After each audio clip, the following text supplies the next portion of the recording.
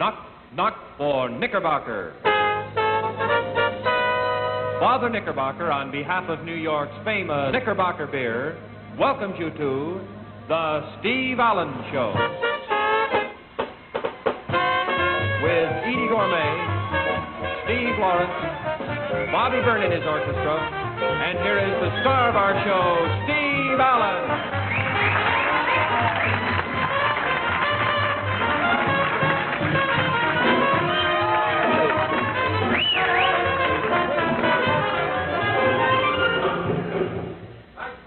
Good evening. Welcome once again to the Steve Allen program. It's nice to have you here. Let's see what we have in the audience tonight. I have a note here that tells me we have in the audience the American Campus Queen. Have I been reliably informed? Where is she? Where she is? Whereabouts, Dale? Right over here. Over there? Yeah. Well, she's Yeah, hanging from a hook at this very moment, as a matter of fact. If you don't grab her, I think she's going to jump right on the piano. Hold her back. No, that's quite all right. I just saw you approaching, and I thought, you know, the cameramen would get very confused there if you kept it up. That's Miss Myra Dawn Hazel. Is that right? Is she here? Is she here? Just stand back, that's all. And we'll meet her a little bit later. And also, according to this note in the audience, we have the son of the late General George Patton, Major Patton. Is that correct? Major Patton here. No. Well, it's nice to read these notes anyway. Because it gets lonely here this time of night. It's good to have something to read and a little pipe to smoke and that sort of thing. Now then, tonight's guest star is one of America's best-known humorists, the popular Simon & Schuster author, nightclub comedian, bon vivant, whatever that means, Mr. Roger Price. We'll introduce him a little bit later.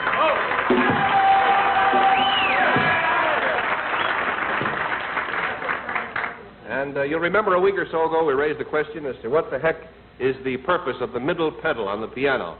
Well, I found out. It's to separate the other two.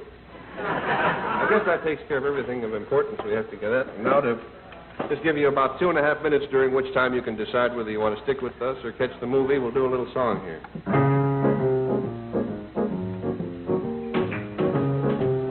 Whatever happened to Jan Savin? Whatever happened to me? Sleepy time, gal, you're turning night into day. Sleepy time, gal, you dance the evening away. Before each silvery star fades out of sight,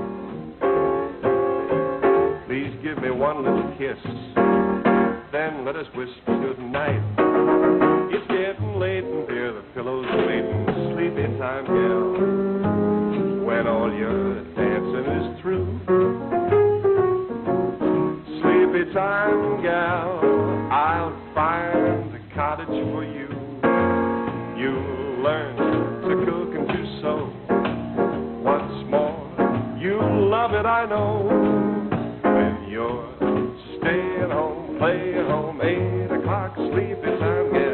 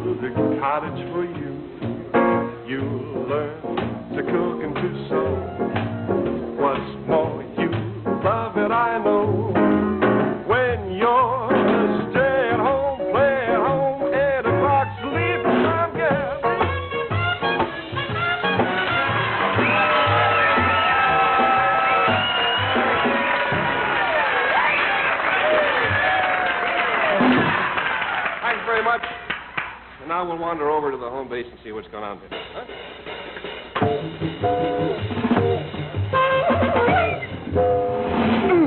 I beat you. Oh, boy, it was worth coming over here. Mm-hmm.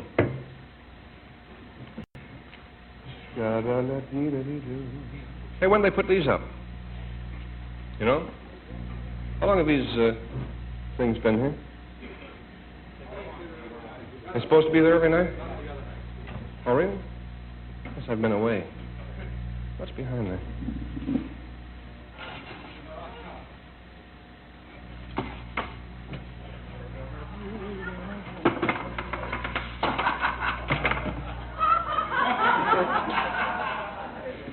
Merry Christmas. You know, I was wondering about a little earlier. They have a, can we have a couple of the fellows take this away? Oh, all right, that's fine. It's a union problem involved, I will wager. Christmas comes but once a year. Now, what is on my mind, to be very frank with you, is I was wondering about these books. When you swing one around their hem, these are probably, yeah, they're real books, all right. Nobody ever reads these books. They were gotten by the prop department. I was just wondering what they were. Surgical diseases of the gallbladder, liver, pancreas, and their treatment. That's not a joke. That's the name of the book. I'll show you. Oh. You'll learn to cook and to sew. Once more, you'll hate it. La-da-da-dee-da-da. Yeah, pathology of the gallbladder, liver, and pancreas. Physiology of the liver and pancreas. Uh-huh. Interesting. Wonder where they get these books. Let's see what else is here. Betty Lee, freshman. You Are What You Eat. By Chaz Chase.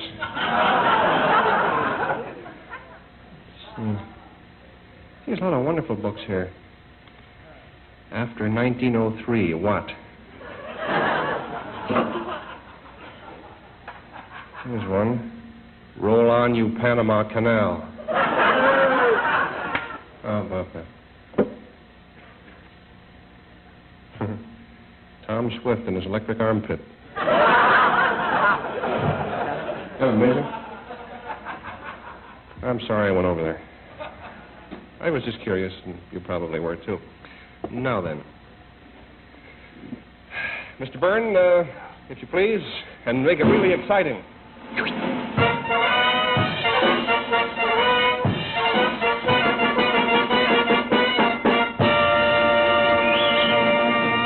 That's fine, and just right to remind the folks once again about the most exciting point I've ever made about Knickerbocker beer. Get this. Knickerbocker is 100% starch-free. I'll tell you exactly what I'm talking about if you move in close. If I got a pencil. Yeah, here's one right here. Right over in here, we have malt, grain, and hops with the bloom of youth. The finest money can buy, and equal to the exact amount that goes into the brewing of a 12-ounce bottle or can of Knickerbocker. Now, contained in these ingredients at the start of the brewing process is this. You know what this is? If you've been watching, you know. It's starch, and lots of it. It's about the same amount of starch you'd find in a big slab of apple pie. But, and this is strictly no kidding, look at this. This is empty. You know why? Because that is the amount of starch left in a bottle of Knickerbocker when you open it. None. Starch is all brewed out. It's gone, every bit of it. Knickerbocker beer is 100% starch-free. Knickerbocker is less filling, far less filling than beers of the past. You can enjoy it all evening long without ever getting that filled-up feeling. And best of all, while all the starch is removed, all of the superb flavor, the wonderful traditional character, and the pleasure remain.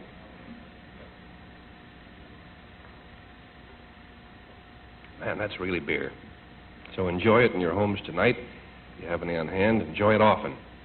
And a little suggestion for the weekend for big holiday parties, get the big economical quart. Remember, it's extra light, frosty, dry Knickerbocker. 100% starch-free, less filling, more delicious. Folks, always be sure to look for me, Father Knickerbocker, on the label and on the tap of New York's famous Knickerbocker beer. Thank you, Father Knickerbocker. I have a note just been handed me about the midnight movie. Tonight, there's another British import on the midnight movie. It's the thriller called Home to Danger, about a young girl who inherits both money and trouble. So stick around if you don't have to get up early in the morning. Stick around for the midnight movie. Home to Danger. That's what it is. Let's see. I have a note here from Charles E. Anderson at Anderson's Drugstore in Brewster, New York, 3638 Main Street. Sends an interesting letter, and on the back of it he says, P.S.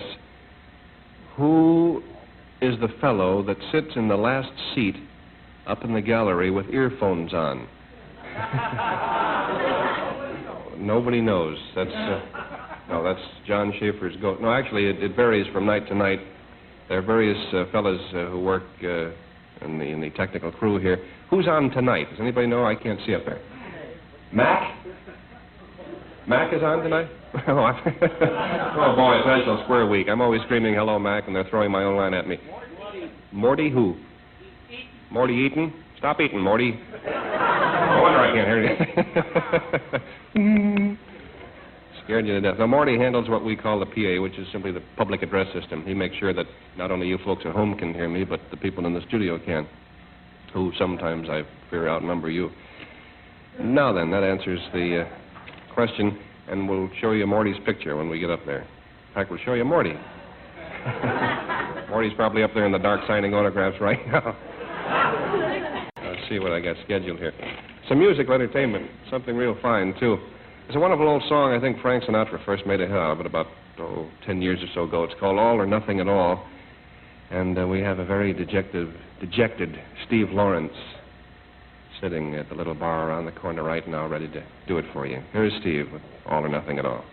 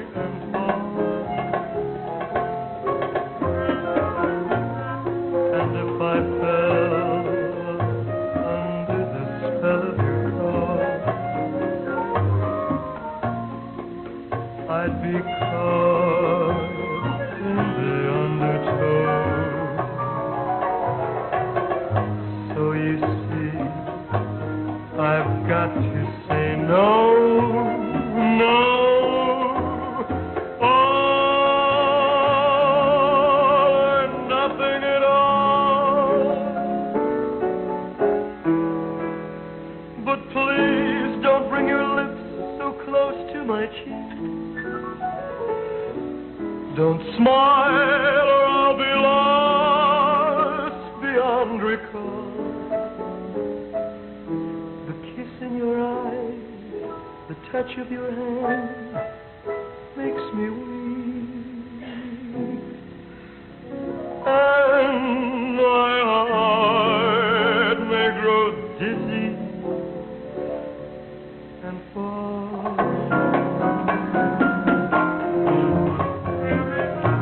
And if I fell under the spell of your touch, I'd be caught in the undertow. So you see, I've got to say no, no.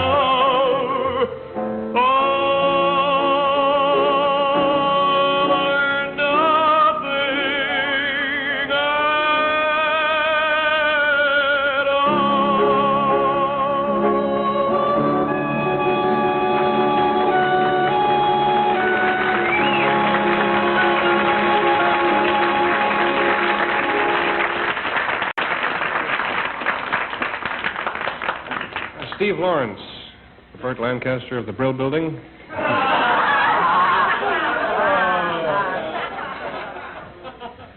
Incidentally, Bill, you and him deserve a nice vote of thanks or something there for the production. Doesn't that look classy? Real nice production. Now then, it's guest time here in the old Kraft Music Hall. And I'd like to introduce a fellow I already told you about. I mentioned that his name is Roger Price, so it will come as no surprise to you if I repeat it. He's an old friend of mine, and we're not going to do any comedy routines here tonight, but he's an interesting man, and I thought you might like to see a humorist face-to-face, find out what time he gets up and how his books sell and that kind of stuff. So we'll just sit down next to each other and see what happens. Let's give him a nice welcome like they do on television programs. Here's Roger Price.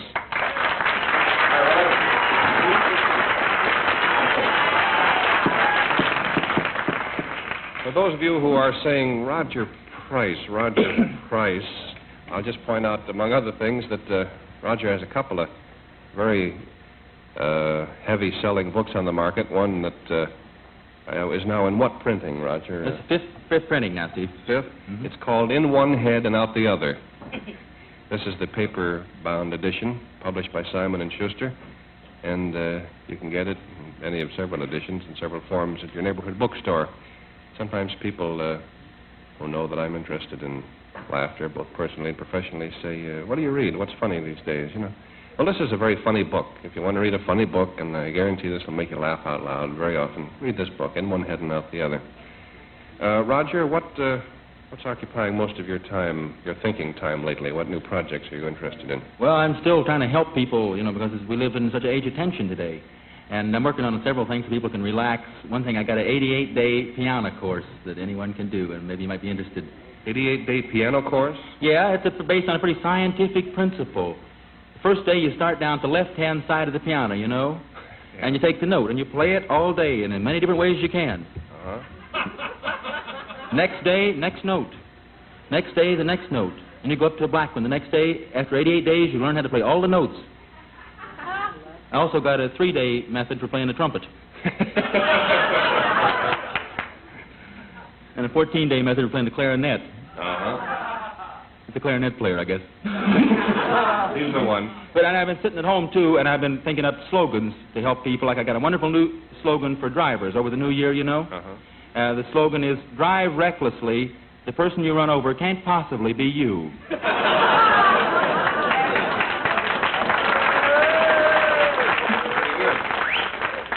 I was beginning to get pretty tired of Drive Carefully. The life you save may not be worth it, you know. I've been overdoing that one for quite some time now. Roger, I understand you're also interested in philosophy besides the... That's true. About a year and a half ago, I started the avoidist movement. Remember, we talked about it on your radio show once out in the coast. And, the avoidist? Avoidist movement. That's just for people that want to avoid things. There's so many things that you can avoid today, and you can lead a better, happier life. You know, you can start in avoiding little things, and pretty soon... You know, you become, some people say that avoidists are nothing but slobs. This is true, actually. But you got to start in to become an avoidist. You start avoiding little things, like you avoid cutting the lawn, and you avoid reading about Terry Moore's bathing suit, and Now we don't have to read any more about Babs and periphery, and Diarrhea. Zaza. I was very excited. What kind of shaving lotion do you suppose he uses? I was very interested, though, the way it was going with Babs, and I couldn't understand it. Back in West Virginia, where I come from, in the whole county, Roane County, there's not one person named Babs or Perforo or Zaza. Yeah? Not one. Well, that's the way it goes. But, Tell us a little more about avoidism, Roger. Basically, what is it? Well, you got to start. Thank you. There's Russell Birdwell. You got to start avoiding all the things, and you become a happy, non-functional bum. Because people have been led down the wrong channels today. Like people have been held up as ideals that have the vices of energy and ambition and determination. People like Thomas Edison. And Lucky Luciano, people like that. Mm-hmm. People neglect to follow the hard but worthwhile road to sloth and inertia. Mm-hmm. So you sit around, you can avoid, money. This is very tough. A lot of people don't understand at first because they've been conditioned. Yeah. But a lot of things you can do without having a lot of money. Mm-hmm. Starve to death, drown, catch pneumonia. That's right, old pneumonia. But for instance, people don't stop to think about our history. Like about 57 years ago, last week it was actually, there were two brothers who ran a small bicycle repair shop back in a small town in Ohio, the state. Mm-hmm. And one day one of the brothers was looking out the window, and he called, it's Wilbur. Mm-hmm. And he called to his other brother, and he says, Orville, looky there at them birds.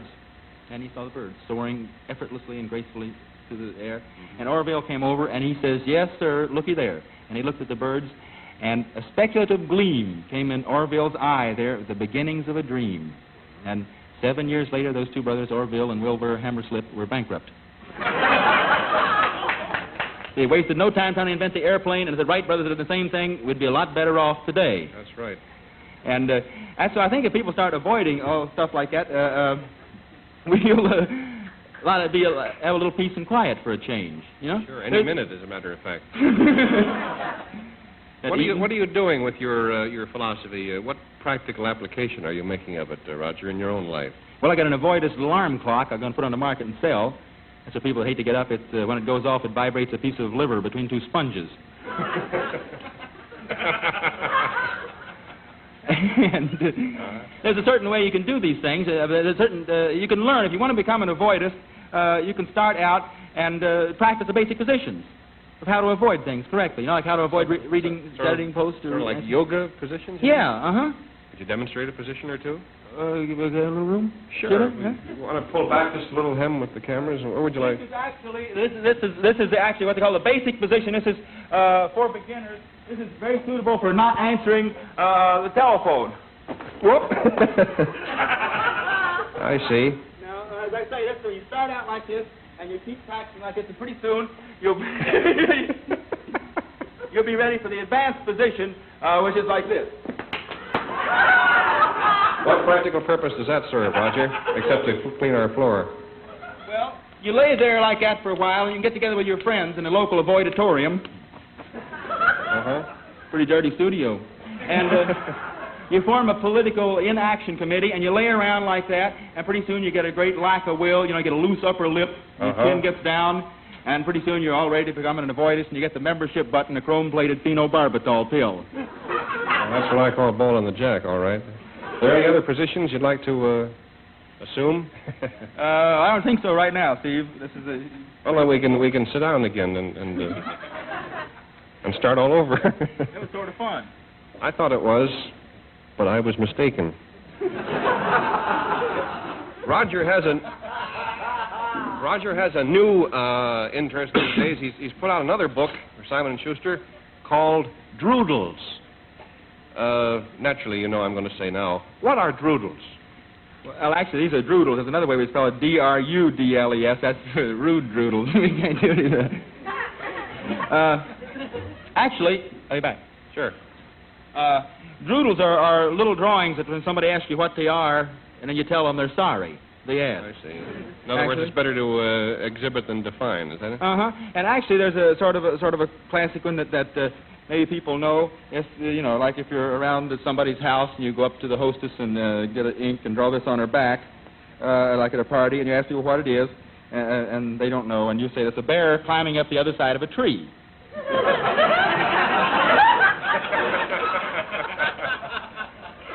I get the idea. And do another one. All right. This is a very tricky one here. Let's see. Oh, we'll do one like this. This is a good riddle here. See? And you got to think on this one. That's called Ship Arriving Too Late to Save Drowning Witch. Can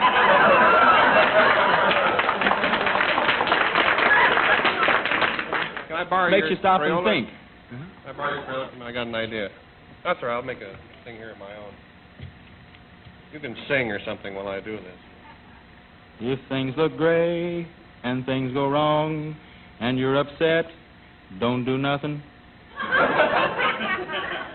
You avoid this song. The avoidest song I ever heard of. You know what that is?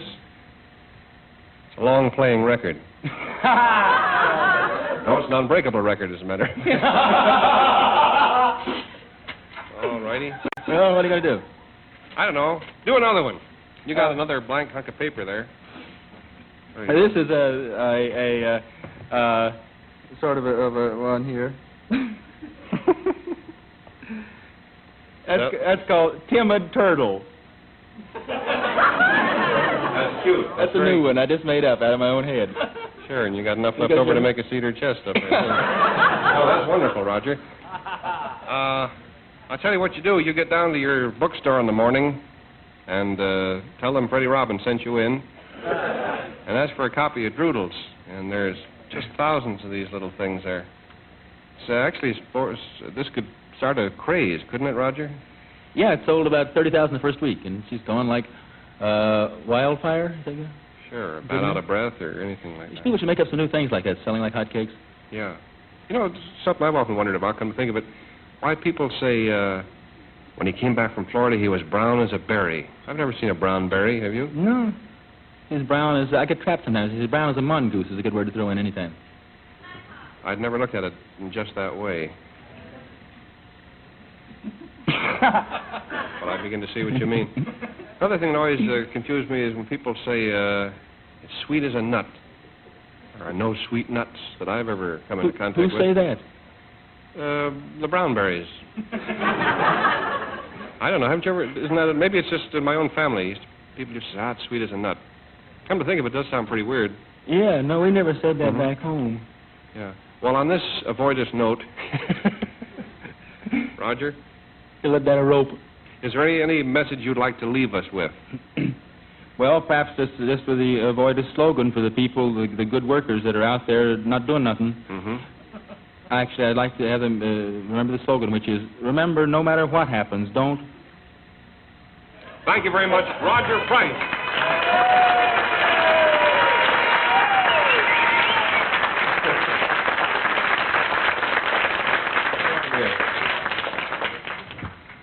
Seriously, you get a million laughs out of Roger's two great books. They're in bookstores all over the country and doing real well. Now a word from our good friend, Father Knickerbocker. Here he is. Most of you good people are well acquainted with New York's many fine museums. Yet, I wonder if you know the museum I'm thinking about tonight. It's in Brooklyn, at Brooklyn Avenue and Park Place, to be exact. The current featured attraction is an exhibit of 36 dolls. These dolls depict vividly and with painstaking exactness the coronation of England's Queen Elizabeth II. Now, this is just one of the interesting things to be found there, as one can see flying squirrels, snakes, turtles, mice, and a monkette. Now, the museum believes that its visitors will enjoy the exhibits more if they're allowed to participate. And therefore, they allow them to touch some of these things. The feel of a jackrabbit's ear, the feathers of a turtle dove, even the fur of a skunk, which I particularly wouldn't care for myself. Now, these are the things to be seen in the only museum in New York which is dedicated exclusively to children. And therein lies its name, the Children's Museum. Now, all the exhibits are arranged in such a manner as to permit the children to view them easily. Perhaps your children would be interested in joining one of the museum's clubs. They have a writing club for children over 10, a wonderful club for handicapped children, cardiac cases, and those on crutches or in wheelchairs. Well, we thank Mrs. Elaine Constant, 162-04 65th Avenue, Flushing, New York, for the question, is there a special museum for children in New York? And to her and her lovely 2 children, the brewers of Knickerbocker Beer are sending a $50 United States savings bond, and to her favorite charity, the American Red Cross, a check for $50. Now remember to send your questions to me, Father Knickerbocker, Box 419, WNBT, New York 20, New York. And remember to state the name and address of your favorite charity. All right, Steve. All right, Father Knickerbocker. Boy, that really rings out, doesn't it? Hey, where's the campus queen, Dale? Can we get her over here? It occurs to me that we have not as yet exhibited her publicly. Hi. There we are. Hello. I'll jump in here. What campus are you the queen of, or what kind of a campus queen are you? I'm the American campus queen. Oh. That means everybody, all the colleges. Oh, I see. Who were those girls who were here last night? Well, I don't know anything about them. Oh, really? Where are you from? I'm from the University of Arkansas. Arkansas. That's right. I'll be darned. What's your home state, Roger? West Virginia. Oh, West Virginia. Well, as long as you're healthy. What's your full name again? Myra Dawn Hazel And where did you compete against the other young ladies, Myra? at the Waldorf Astoria here in New York. Uh-huh. How many young ladies were you competing against to win this honor? 22. I'll be darned. They came from universities all over the country. Mm-hmm. What are you studying at school? I hope to be a legal stenographer. Oh, yeah? Well, you're going to be a very pretty one. Did I see your picture in the paper the other day with glasses? Oh, you've got them with you. Yeah, there was a girl here last night. I thought I had seen her picture. Just goes to show you. Why don't you move in for a nice big close-up of that face? You want to do that, Hem, just for a moment? You can get off mine. Just sneak right in there with glasses. Now you want to take your glasses off? Without glasses? This woman is wanted for forgery. Now, profile. Oh, hey. I don't know what you're laughing at. Even I didn't know what that meant. However, it's nice that you're here. Myra Dawn, I wish you lots of good luck. Thank you very much. In fact, I think we might as well dedicate a little song to you right now. There's no connection between our dedication and the title, because the title is a rather mysterious one. But Eydie's about to sing it, and you and I can sit here and have some Knickerbocker beer and enjoy it. Here's Eydie Gorme to sing Gimme, Gimme, John.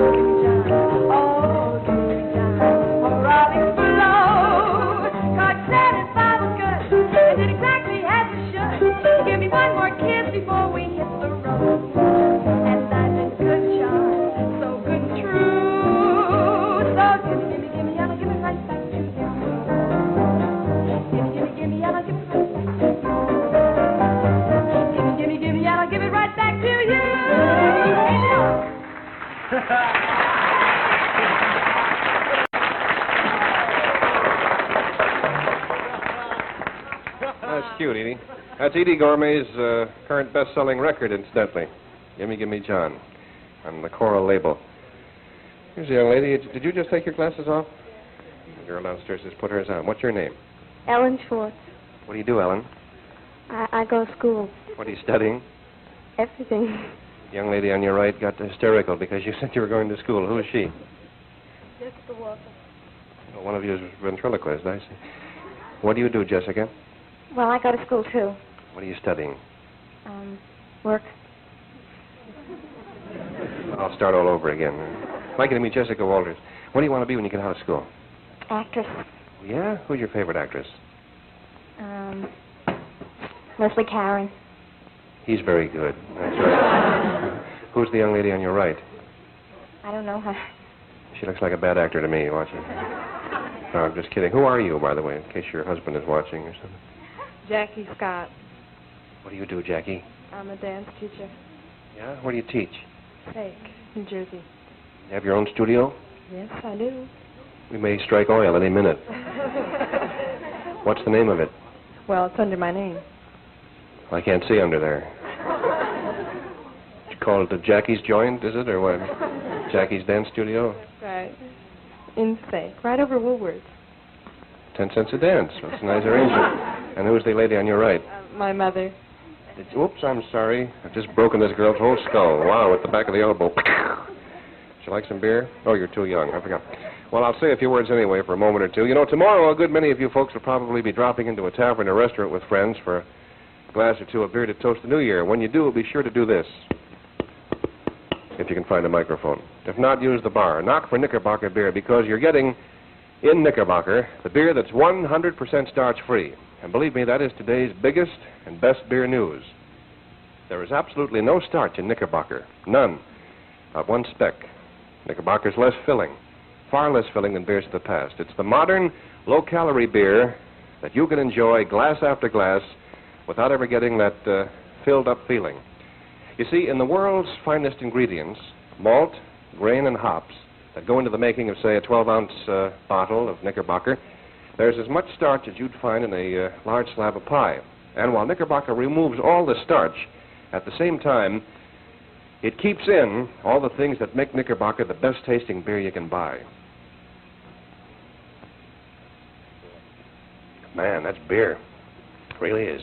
Knickerbocker beer, the great achievement in modern brewing. So enjoy Knickerbocker today. Enjoy it often. 100% starch-free, less filling, more delicious. Don't go away. I'll finish that in just a minute. Now, let's see what other trouble we can get into down here. La-da-da-doo. What's your name? Mrs. Reichner. Hmm? Reichner. Reichner? Yes. What do you do, Mrs. Reichner? I'm the housewife. Oh, really? Well, they're playing our song.